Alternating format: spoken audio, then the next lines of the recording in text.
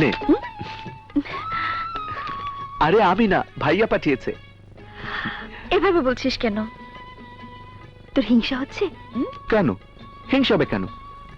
তুই আমার ভালো বান্ধবী ছিলি, এখন বড় ভাইয়ের বউ হবি, মানে ভাবি।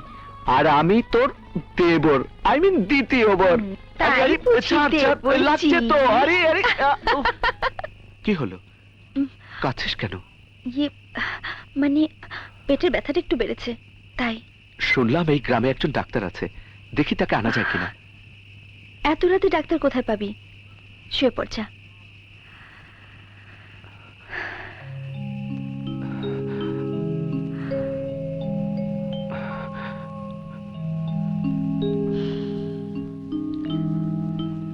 আমি পরে শোবো।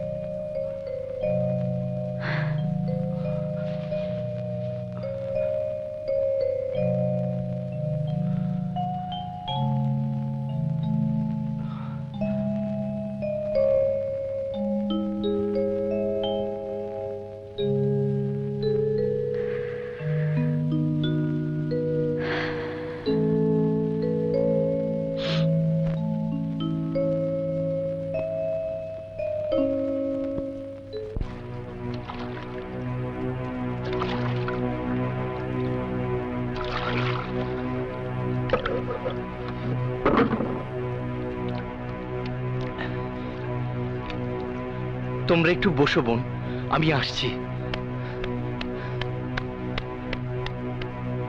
কেউ কি আছেন? কে কোথায় আছেন? ভাই, কেউ কি আছেন? ভাই, একটু একটু বেরিয়ে আসবেন কি?